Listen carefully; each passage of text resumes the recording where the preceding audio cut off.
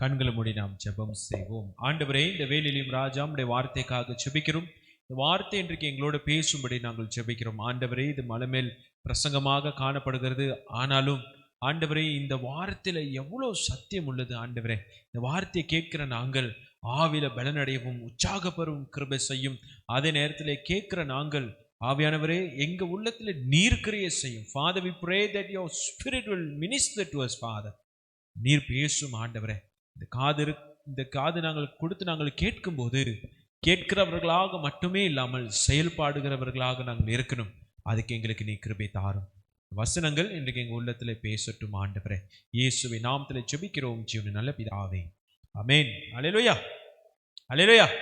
தேவஜனமே, இப்படியாக மத்திய புஸ்தகத்தில் நம்ம மறுபடியும் இந்த மலை மேல் இருக்கிற இந்த பகுதியில் நாம் கடந்து வருகிறோம். இன்றைக்கு 8வது வசனத்தை நம்ம பார்க்க இருக்கிறோம். We are looking in verse 8.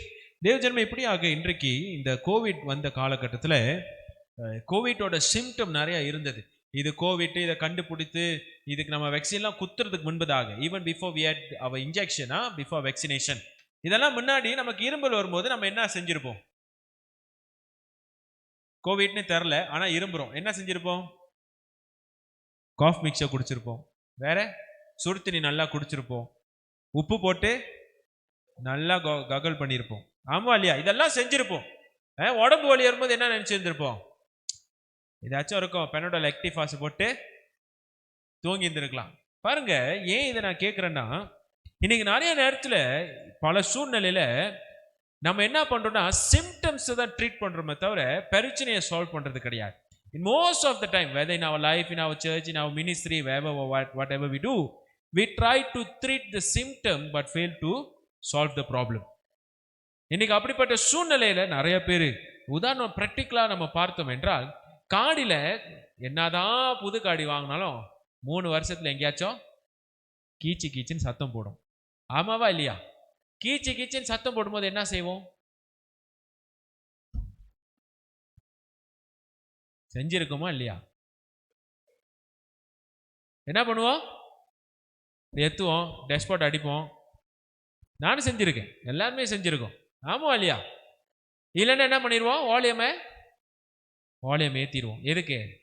கீச்சு கீச்சு சத்தம் கேட்கக்கூடாது. ஆமாவா இல்லையா? வேற என்ன செய்வோம்? எங்கேயாச்சும் எமர்ஜென்சி லைட், இப்போ காடிலே வச்சுக்கோமே, ஏதாச்சும் லைட் அடிச்சா சில நேரத்தில் உடனே செய்ய மாட்டோம். என்ன நினைப்போம்?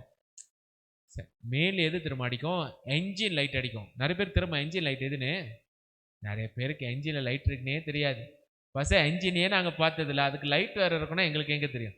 உங்கள் டேஷ்போர்டில் என்ஜின் லைட் இருக்கும், சில நேரத்தில் அது லைட் எரியும். என்ன நினைப்போம்? நின்றோம், அதுக்கு ஏதாச்சும் இருக்கும், ஒயரிங்காக இருக்கும், நின்றோம் அப்படின்னு சொல்லிட்டு அப்படியே போகிறது. இந்த மாதிரி நிறைய நேரத்தில் நம்ம என்ன பண்ணிடுறோம்? பிரச்சனைய அது நல்லா அறிகிறோம், கொஞ்சம் அப்படி தட்டுனா சரியா அறிகிறோம். எத்தனை பேர் டிவி அடிச்சிருக்கீங்க? எத்தனை பேர் டிவி கண்ட்ரோல் அடிச்சிருக்கிறீங்க? ஏன் இந்த மாதிரி தான். இந்த மாதிரி இது சின்ன சின்ன விஷயம். ஆனா நம்ம வாழ்க்கையில எடுத்து பார்த்தோம்னா நிறைய விஷயத்தை நம்ம என்ன பண்றோம்?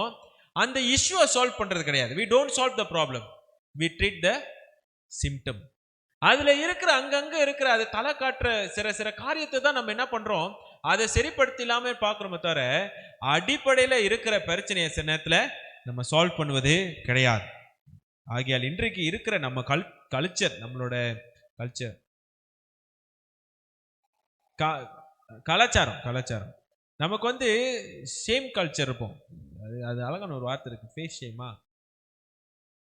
மறந்துட்டேன். அழகான ஆங்கிலத்தில் அழகான ஒரு வார்த்தை இருக்குது. நம்ம என்ன பண்ணுவோம்னா துஞ்ச முக்கா நம்ம எல்லாத்துக்கும் அந்த மாதிரி காட்டிடுவோம், வெளியே காட்டுறது இல்லை நம்மளோட பிரச்சனை. இன்னைக்கு நிறைய நேரத்தில் இப்படிப்பட்ட காரியங்கள் நிறைய இருக்கு. ஆனா அடிப்படையில நம்ம சரிப்படுத்துவது கிடையாது. அப்படி இருக்கிற இந்த காலகட்டத்திலும் இருக்கிற சூழ்நிலையிலும் இயேசு இந்த மத்திய 5வது அதிகாரத்துல வசனம் 8 அழகாக அவர் சொல்லுகிறார். வாசிங்க. இருதயத்தில் சுத்தமுள்ளவர்கள் பாக்கியவான்கள். இருதயத்துல சுத்தமுள்ளவர்கள் பாக்கியவான்கள் என்று சொல்லி இயேசு அழகாக சொல்லுகிறார். இயேசு சொல்ல கிடையாது, அழகாக மரியாதை நடந்து கொள்ளுகிறவர்கள் பாக்கியவான்கள்னு சொல்ல கிடையாது. Jesus did not say blessed are the well behaved, nor didn't he say blessed are the impressive. அழகா நல்லா சிறப்பா இருக்கிறவர்கள் பாக்கியவான்கள்னு சொல்ல கிடையாது. நல்லா religious, blessed are the religious அப்படின்னு சொல்ல கிடையாது. ரிலிஜியஸ் தமிழ் எப்படி சொல்றது? சரிங்களா? நான் கேட்குற கேள்வி அவ்வளோ கஷ்டமா இருக்கு பதில் சொல்றதுக்கு. blessed are அப்படின்னா சம்பிரதாயம் இல்லையே, மதம், போதனை, அதுல நல்லா உறுதியா இருக்கிறவங்களும் ஆசீர்வாதிக்கப்பட்டவர்களும் சொல்ல கிடையாது. இயேசு என்ன சொல்றாருன்னா, அதுதான் இன்னைக்கு நான் தலைப்பு கொடுத்திருக்கிறேன், the heart of the matter.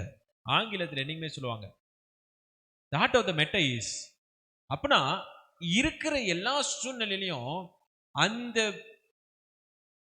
இதுக்கும் தமிழ் வார்த்தை கிடைக்கல, அடிப்படையின் பிரச்சனை அப்படி வச்சுக்கோமா, அடிப்படையின் என்ன குறை இருக்கு அதை நம்ம சால்வ் பண்ணணும், அதுதான் முக்கியம். அப்ப இயேசு இந்த பகுதியில அவர் என்ன சொல்லியிருக்கலாம், வசதியா இருக்கிறவர்கள் ஆசீர்வதிக்கப்பட்டவர்கள், நல்லா படித்திருக்கிறவர்கள் பாக்கியவான்கள், ஆண்டவருக்கு உண்மையா இருக்கிறவர்கள் பாக்கியவான்கள், அதெல்லாம் பாக்கியவான்களாக இருக்கலாம். ஆனா இயேசு அடிப்படையில ரொம்ப முக்கியமான ஒரு காரியத்தை சொல்கிறார். அதனாலதான் தலைப்பு நான் கொடுத்திருக்கிறேன், the heart of the matter. இன்றைக்கு நம்ம வாழ்க்கையில எல்லா சூழ்நிலையிலும் அடிப்படையா தேவையான என்ன முக்கியமான காரியம்? இருதயம். அந்த இருதயத்தை எப்படி வச்சுக்கணுமா?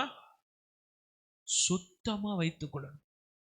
அதை இயேசு முன்பதாக அவர் வைத்து அவர் போதிக்கிறார். 2 மாணவ போதகர்கள், 2 தியோலாஜிக்கல் ஸ்டூடெண்ட்ஸ், 2 மாணவர் போதகர்கள், ஒயிட் செப்பல் அப்படின்னு லண்டன்ல ஒரு இடம் இருக்கு. அந்த இடத்துல அவர்கள் அப்படியே நடந்து போய் கொண்டு இருக்கும்போது, இன்றைக்கு நமக்கு பண்டல் சேல் இருக்குல்ல, கடை, பழைய துணியெல்லாம் விற்கிறாங்களே, அந்த மாதிரி ரோட்டோரத்தில் போயிட்டு இருக்கும்போது பழைய துணிகளாம் வைத்து வித்துட்டு இருக்கிறத பார்த்துட்டு இந்த 2 மாணவ போதகர்களும் பேசிட்டு போய் கொண்டு இருக்கிறார்கள். சொல்லுகிறார்கள், இது எவ்வளோ அழுக்கா அசிங்கமான துணியா இருக்கு, தொங்கி கொண்டு இருக்குன்னு சொல்லி பேசி கொண்டு போகும்போது அங்க ஒரு சைன் போர்ட் போட்டிருக்குது. என்ன போட்டிருக்குது? ஸ்லைட்லி, ஆங்கிலத்தில் சொல்றேன், அப்ப நான் தமிழ்ல சொல்கிறேன், slightly soiled, greatly reduced in price. கொஞ்சம் அழுக்கு, ரொம்ப மலிவு. அழிவுன்னு சொல்ல வந்தேன், நல்ல வேலை கரெக்டா சொல்லிட்டீங்க, மலிவு. கொஞ்சம் அழுக்கு, ரொம்ப மலிவு அப்படின்னு எழுதி போட்டிருக்கு பாருங்க. அவங்க 2 பேரும் பார்த்து அதை பேசிட்டு போறாங்க. இன்றைக்கு நம்ம வாழ்க்கையிலையும் கொஞ்சோண்டு பொய் தானே, சின்ன பொய் தானே, 1க்கு 2ன்னு போட்டுட்டோம் ரிப்போர்ட்ல, 2க்கு 1ன்னு போட்டுட்டோம். நம்ம ஆபீஸ்க்கு என்ன பாஸ் இதுல பேங்க்ராப் ஆறிட போறாரா? கொஞ்சம் தானே, 1 தானே அப்படின்னு இருக்க முடியாது. கொஞ்சோண்டாக இருந்தாலும் ஆண்டு முன்பதாக மலிவாதான் பெறுவோம். We will become lesser in our value before God when we are impure. 2 மாணவர் போதகர்களும் அதை பார்த்துட்டு அதை பேசிக்கொண்டு அவர் போய் கொண்டிருந்தார்கள். தேவஜனம், இன்றைக்கு நம்ம பாவம் செய்யும் போதும் ஆண்டு பார்வையில நம்மளோட மதிப்பு மலிவாதான் ஆகும். ஆகியால் தேவஜனமே, இன்று 8வது வசனத்துல தூய்மையை குறித்து இயேசு பேசி கொண்டிருக்கிறார். அதுதான் அடிப்படையான காரியம். That's the heart of the matter. இன்றைக்கு தூய்மையை ஆண்டவர் மதிப்பிடுகிறார். Purity is something that God values a lot. 8வது வசனத்தை நீங்க வாசித்தீங்க என்றால், இருதயத்துல சுத்தம் உள்ளவர்கள், அதாவது தூய்மையா இருக்கணும். You must be pure, must be blameless. இந்த பகுதியில் 3 காரியங்கள் உங்களோட பகிர்ந்து கொள்ள நான் ஆசைப்படுகிறேன். முதலாவது காரியம், ஏன் ஆண்டவர் தூய்மையா இருக்கணும், சுத்தமாக இருக்கணும் அப்படின்னு எதிர்பார்க்கிறார்னா, ஆண்டவர் அப்படிப்பட்ட இருதயத்தை தான் ஆண்டவர் தேடுகிறார். The heart that God searches is the heart that is pure. ER, அதாவது ER அப்படின்னா எமர்ஜென்சி. இந்த ER படம் கூட இருக்கும், பழைய நீங்க பழைய பிளாக் அண்ட் ஒயிட் டிவிலாம் வச்சிருந்தீங்கன்னா ER பார்த்துருந்துருப்பீங்க. சரியா? இப்ப பாருங்க, அந்த மாதிரி எமர்ஜென்சி ரூமுக்கு துரத்திட்டு போறாரு ஹார்ட் பேஷண்ட், திடீர்னு ஹார்ட் அட்டாக் வந்துருச்சு. அப்படியே தள்ளிட்டு போறாங்க. தள்ளிட்டு போய் பார்த்தா ரொம்ப மோசமான ஹார்ட் சிச்சுவேஷன்ல இருக்கிறாரு. சரியா, 4 இருக்குது, 4 பிளாக்னு வச்சுக்கோங்களேன். Is in a critical situation. தள்ளிட்டு போயிட்டு இப்ப சொல்றாங்க, உன் ஹார்ட் வந்து பாய்க்க முடியாது, தப்லே கூனாலகி, இது ரொம்ப வீக்கா இருக்கு, ஆப்ரேட்டும் பண்ண முடியாது. உன்னை காப்பாற்றணும்னா ஹார்ட் டிரான்ஸ்பிளான்ட் தான் செய்யணும். If you want to save you have to do heart transplant. இருதயத்தை மாற்றி வைக்கணும் அப்படின்னு சொல்லிட்டு ஹார்ட்டை தேடி பார்க்குறாங்க. 2 ஹார்ட் கிடச்சிருச்சு. நமக்கும் அந்த மாதிரிலாம் அந்த நல்லா இருக்கும்ல. சரி போகிறோம், 2 ஹார்ட் கிடச்சிருச்சு. அவர் கேட்குறாங்க, ஒரு லாயருக்கு உள்ளது, ஒன்று வந்து யாரோட அட்டர்னி, அதாவது லாயர் அப்படின்னு வச்சுக்கோ. 2வது சமூக சேவை செய்கிறவர், சோஷியல் ஒர்க்கர். 2 இருதயம் இருக்கு. 2 இருதயமும் ஒரு ரத்தத்துக்கு மேட்ச் ஆகுது, உன் உடம்புக்கு சரியா இருக்கும். 2 இருக்கு, உனக்கு யாரோட இருதயம் வேணும் அப்படின்னு கேட்டாங்க. இப்போ உங்ககிட்ட இப்படி கேட்டா என்ன சொல்லுவீங்க? இப்படி அமைதியா இருக்குமே தானே யோசிப்பீங்க. அவர் உடனே சொல்லிட்டாரு, எனக்கு ஜட்ஜோட தான் வேணும் அப்படின்னு. அப்ப டாக்டர் ஷாக் ஆயிட்டாரு. ஏய், நீ யோசிக்கவே இல்லை, அதுக்குள்ளார லாயரோட ஹார்ட் தான் வேணும், லாயரோட மூளையை கேட்டாலும் பரவாயில்ல, நீ ஹார்ட்டை தானே கேட்குற, ஏன் அவ்வளோ வேகமா சொல்ற? How come you can give a response and answer so fast immediately? சொன்னாரு, பேஷண்ட் சொல்றாரு, எனக்கு ஏற்கனவே தெரியும், இந்த சோஷியல் ஒர்க்கர், சமூக சேவை செய்கிறவர்கள் எல்லாம் மற்றவர்களோட கஷ்டத்தையும் வேதனையும் பார்த்து ஏற்கனவே இருதயத்துல ரத்தம் ரொம்ப சிந்திருப்பாங்க. All these social workers already bleed because of the need of the society. ஆனா இந்த லாயரு எத்தனை பேருக்கு மனம் இறங்காம அவன் இருதயம் எப்படி இருந்திருக்கும்? புதுசாவே இருந்திருக்கும். அது யாருக்கும் மனம் இறங்காம அப்படியே புதுசாவே, வேதனை எந்த வேதனையும் கடந்து போகாம புதுசாவே இருக்கும். அதனால அவரோட இருதயத்தை நான் எடுத்துக்கிறேன், எனக்கு புது இதயம் கிடைக்கும்னு கேட்டாராம். பாருங்க, இன்றைக்கு இருதயம் தான் ஒரு நபரை குறிக்கிறது. Heart makes a person. 8வது வசனத்தை மறுபடியும் வாசிங்க. இருதயத்தில் சுத்தம் உள்ளவர்கள் பாக்கியவான்கள். இருதயத்துல சுத்தம் உள்ளவர்கள் பாக்கியவான்கள். ஏன் இயேசு கண்கள்ல சுத்தம் உள்ளவர்கள் பாக்கியவான்கள்னு சொல்லல? ஏன் இயேசு காதுல சுத்தம் உள்ளவர்கள் பாக்கியவான்கள் என்று சொல்லல? ஏன் சொல்லல? why Jesus have to speak about heart? ஏன் ஆண்டவர் சிந்தனையில சுத்தம் உள்ளவர்கள் அப்படின்னு சொல்லல? why heart matters? ஏன் இருதயம் முக்கியமாக இருக்குது? நீதிமொழிகள் 4வது அதிகாரம் வசனம் 23 வாசிங்க. Proverbs chapter 4 verse 23. எல்லா காவலோடும் உன் இருதயத்தை காத்துக்கொள். அதிலிருந்து ஜீவ ஊற்று புறப்படும். பாருங்க, சோலமன் எழுதுகிறாரு, எல்லா காவலோடும் என்னத்தை காத்துக்கொள்ளணுமா? இருதயத்தை காத்துக்கொள்ளுங்கள். அதனாலதான் கியூபிட் இருக்குல்ல, கியூபிட் தெரியுமா?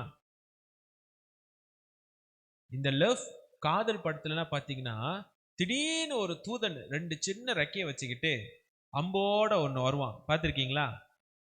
கரெக்டா எதை பார்த்து சுடுவான்? அப்படியே காட்டி காட்டி நம்ம சமுதாயத்தை கெடுத்து வச்சிருக்காங்க. கெடுத்து வச்சிருந்தாலும் அவங்களுக்கு உண்மை தெரியுது, இருதயத்தை தான் அட்டாக் பண்ணணும். வாலிப பிள்ளைங்களா, இப்படி எல்லாம் ஃபீலிங்ஸ் எல்லாம் வரும்போது, இமோஷன்ஸ் எல்லாம் வரும்போது நல்லா இருக்கும், ஓட்டை போட்டு விட்டுட்டு போயிருவான் வாழ்க்கையை. பார்த்துக்கோ.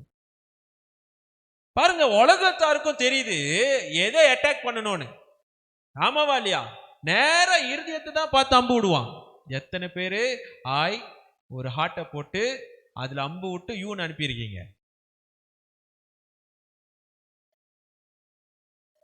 இல்ல வேற யாரும் உங்களுக்கு போட்டு அனுப்பி விட்டாங்களா? 2ல எதா இருந்தாலும் ஆபத்து தான். பாருங்க, இன்றைக்கு எல்லா காவலோடும் என்னத்தை காத்துக்கொள்ளணுமா? இருதயத்தை காத்துக்கொள்ளணுமா? காரணத்தை கொடுக்கிறாரு. அதனாலதான் ஆங்கிலத்தை அந்த வார்த்தை for என்று அங்க போட்டிருக்குது. Guard your heart, for the reason is everything you do flows from it. அதுலயும் அழகா போட்டிருக்கிறாரு, யூ டூ, நீ செய்வதெல்லாம் அங்க இருந்து தான் புறப்பட்டு வரும். அப்போனா இந்த இருதயத்துல இருந்து தான் நம்மளோட சிந்தனை, நம்மளோட செயல், நம்மளோட வார்த்தை, நம்மளோட ரியாக்ஷன் எல்லாமே எங்க இருந்து வருது? இந்த இருதயத்துல இருந்து தான் வருது. அதுதான் மாதபாட். இப்ப நீங்க கம்ப்யூட்டர் எடுத்துக்கிட்டீங்கன்னா, இல்லைன்னா டிவி எடுத்துக்கிட்டாலும், எதை எடுத்தாலும் மாதபாட்னு ஒன்று இருக்கும்.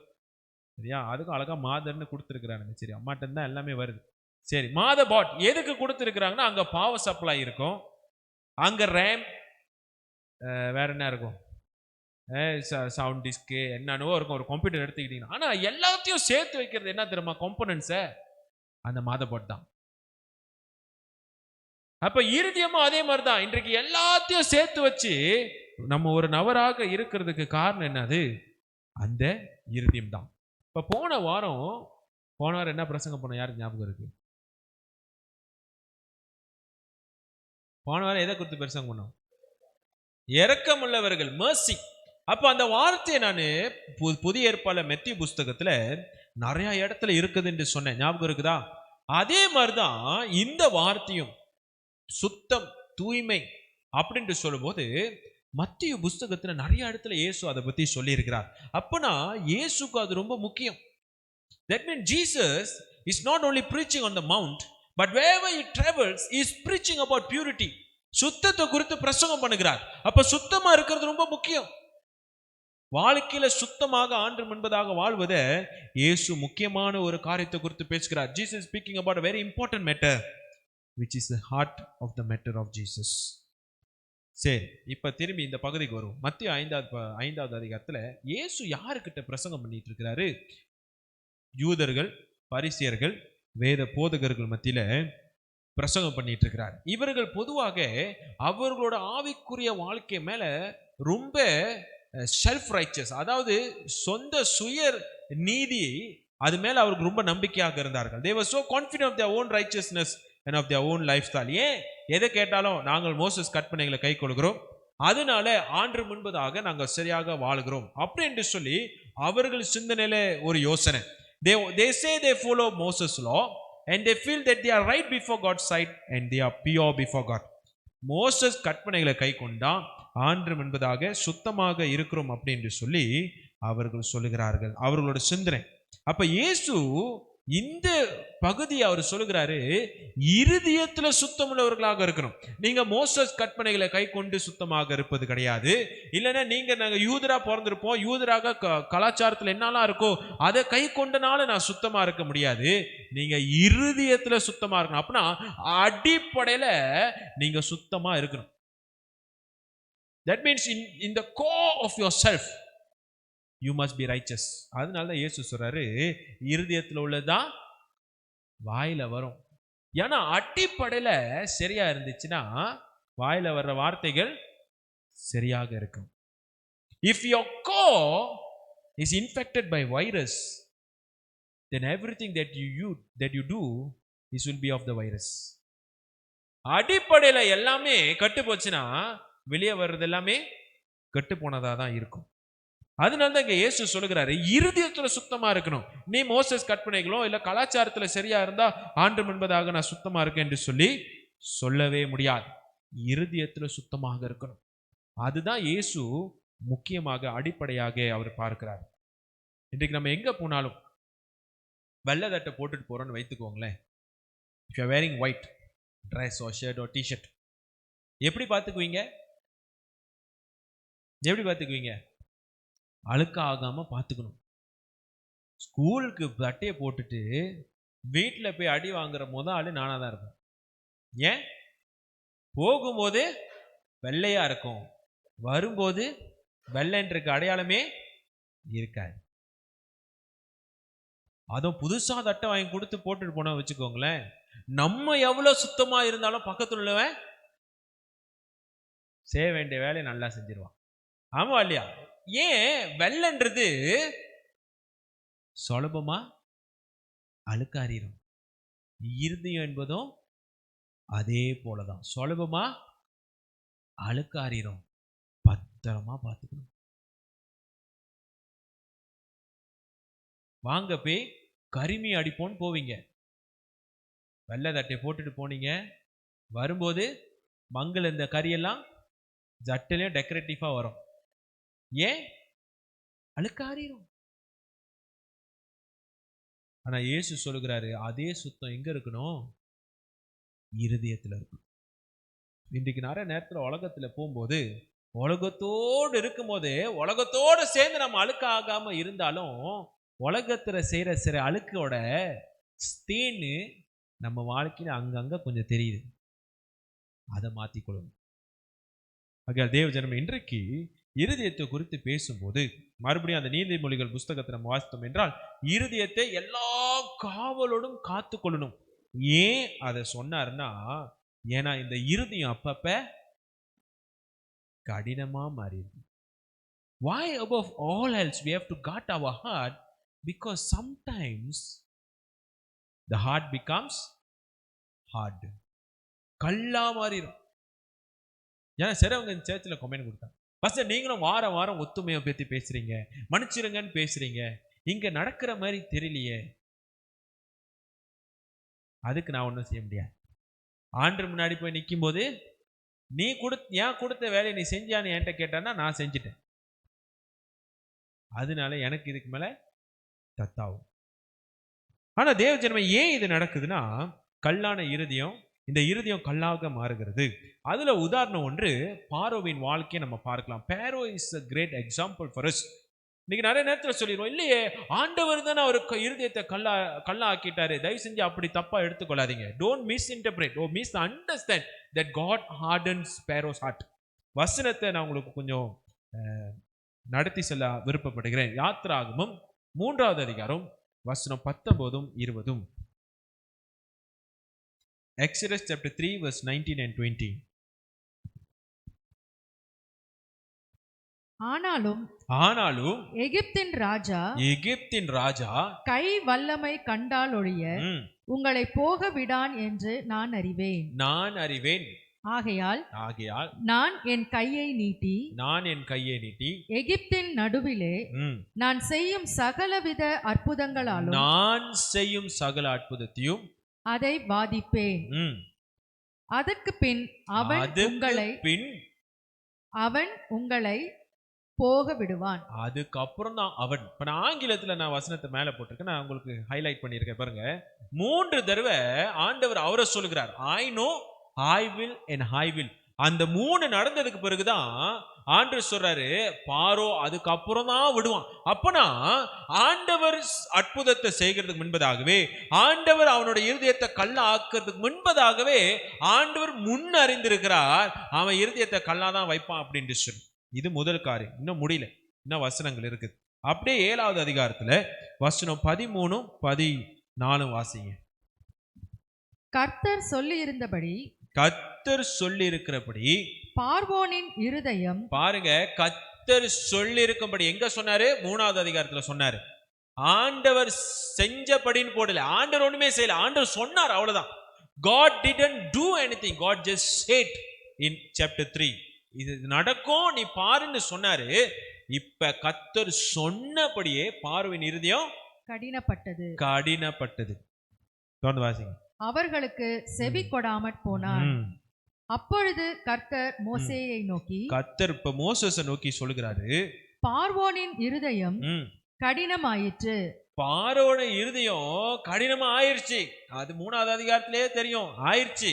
அதனால ஜனங்களை விடமாட்டேன் என்கிறான். ஆமென். அப்ப பாருங்க, ஆண்டவர் இங்க சொல்றாரு, ஏன் பார்வோனால இஸ்ரவேல் ஜனங்களை விட முடியல? யானா இருதயம் கல்லாயிருச்சு. இந்த இருதயம் கல்ல ஆகுனனாலதான் 10 வாதைகளை நம்ம பார்க்கிறோம். Because of Pharaoh's heart being hardened, we see 10 plagues. 10 வாதைகளை நம்ம பார்க்கிறோம். அதுல முக்கியமான காரியத்தை நம்ம கவனிக்க வேண்டும் என்றால், முதல் 5 வாதையில வசனம் தெளிவாக சொல்லுகிறது, பார்வோனின் இருதயம் கடினமாக இருந்தது அப்படின்னு சொல்லி. உதாரணத்துக்கு வாசிப்போம். 8வது அதிகாரம் வசனம் 15. லகு உண்டாயிற்றென்று ம், பார்வோன் கண்டபோதோ ம். தன் இருதயத்தை கடினப்படுத்தி யாரு இருதயத்தை கடினப்படுத்துறா? தன் அவனுடைய யாரு? தன் இருதயத்தை கடின இல்ல, இங்க இருந்து பதில் வருமான்னு பாக்குறேன். யாரு? நீங்களா எங்கேயோ போயிட்டீங்க தானே?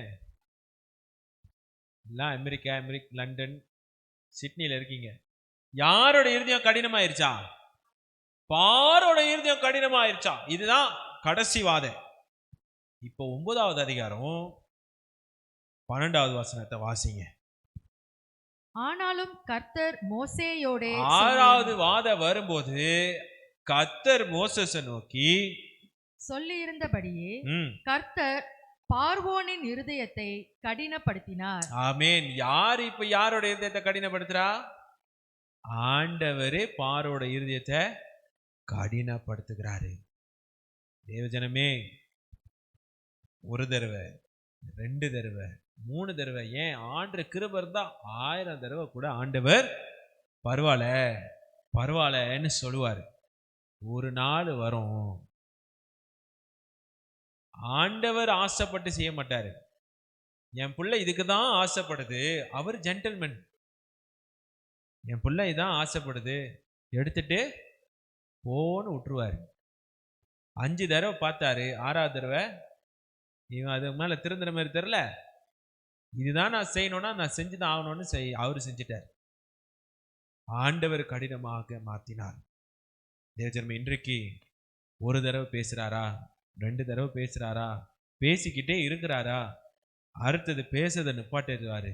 அப்பதான் நம்ம மாட்டிட்டு தள்ளாடுவோம். ஆகையால் தேவஜனமே, இருதயம் தான் அடிப்படையின் காரியம். Heart is the heart of the matter. ஆகையால் தேவஜனமே, இன்றைக்கு நேரத்தை கொடுக்கிறாரு நம்ம இருதயத்தை மாற்றி கொள்ளணும் அப்படின்னு சொல்லி. அந்த நேரத்துக்கு நம்ம தாமதமாக்கி அந்த நேரத்தை நம்ம இழந்துட்டோம்னா ஆண்டவர் நம்மளை விட்டுருவார். சரி, இதுதான் நீ ஆசைப்படுறியா, போ.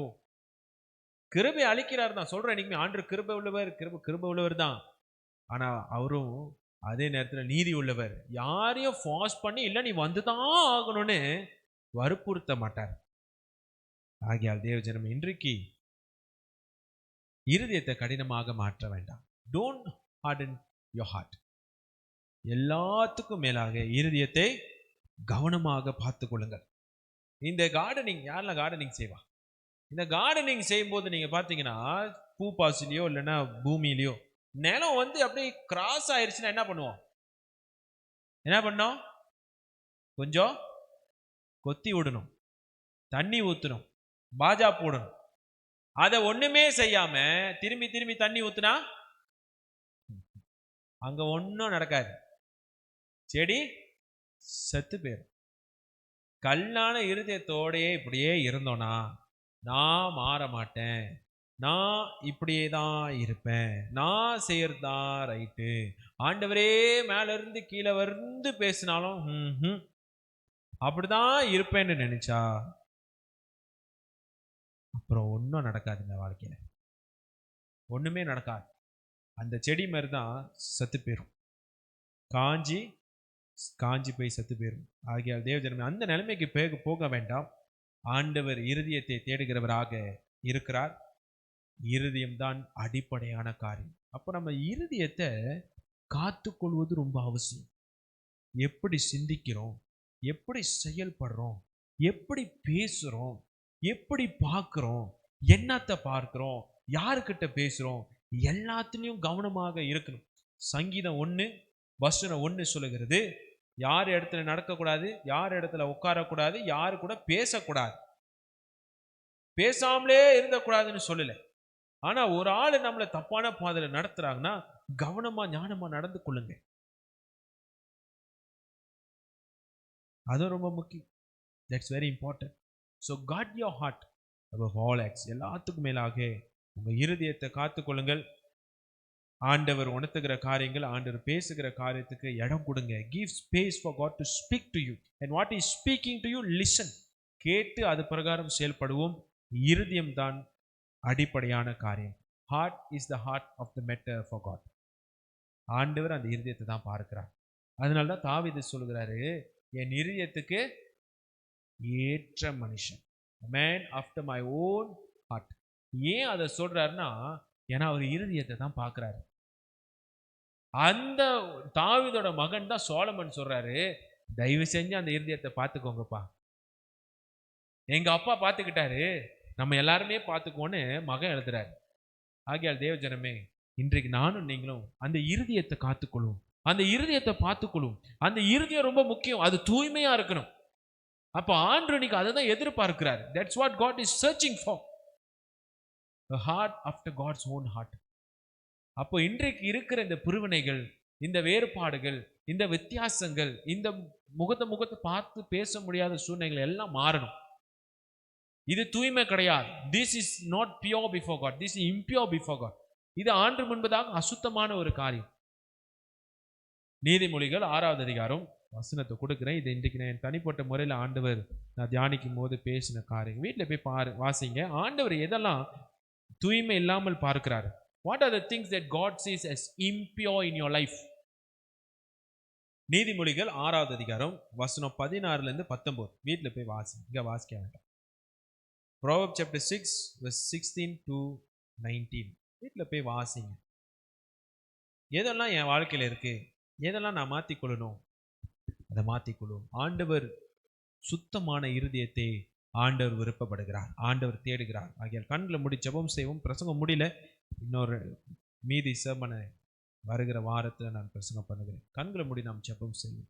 ஆண்டவரே, இந்த வேளையிலும் அப்பா உம்முடைய வார்த்தைக்காக ஜெபிக்கிறோம், நன்றி செலுத்துகிறோம். சுத்தமான உள்ளத்தை எங்களுக்கு தாரும், தூய்மையான இருதயத்தை எங்களுக்கு தாரும். உம்முடைய வசனம் சொல்லுகிறது போல எல்லா காவலோடும் நீங்க இருதயத்தை நாங்கள் காத்துக்கொள்ள வேண்டும். ஆண்டவரே, உங்களுக்கு கிருபை செய்யும். பிசாசானவன் ஆண்டவரே ராஜா, மத்தேயு 13வது அதிகாரத்துல வாசிக்கிறது போல எல்லாம் தூங்கி கொண்டு